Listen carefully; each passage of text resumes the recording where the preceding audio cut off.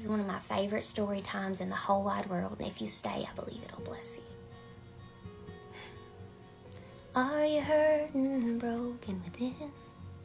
Overwhelmed by the weight of your sin? Jesus is calling.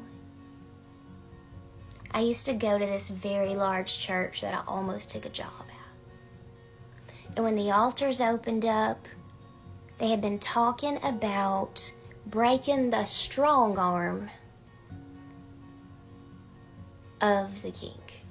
There's a verse in the Bible, there's a story in the Bible about God having broken the arm of the thing. That he didn't just break it, he had to break the arm of the thing coming against you so that it could never hurt you with that same arm again. And immediately something come to my mind that I needed to get out of. I needed to get away from. This has been many years ago. When that altar opened, they probably thought I was lost as applesauce. But I wasn't. I was a pastor hiding at this big church, trying not to be noticed, and trying just to go about my business, praise the Lord, and go home.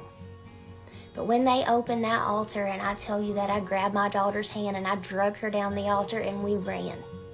We ran. And it was such a large church that it was a long run. And here's this crazy lady, and everybody's looking, and I'm running, and I'm running. And I don't care who sees me. I was desperate for what I needed from God. And when I laid down on the altar that day was the thing that I didn't need and was hurting me. I think a lot of times we think of the altar as this place we go to be fixed, and it is. But in the old sense, the altar was a space we laid down a sacrifice before the Lord. And when I go to the altar, I try to bring something I don't need, something he don't like, something that could go, and lay it there and leave it there. When I tell you my life changed because I ran and because I didn't care who looked, when I tell you I got bolded on fire because I ran and because I didn't care who looked, I think about the woman that was desperate, that she just had to reach out and look like she was thirsty, trying to touch the hem of his garment.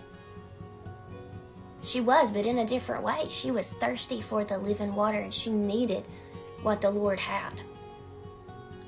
Baby, sometimes you gotta run. Sometimes it's gotta look crazy. Because the miracle can only come after everybody thinks it is impossible or insane. If you're running, you're doing it right. And if you're not running, I pray that you will. You deserve what's waiting on the other side.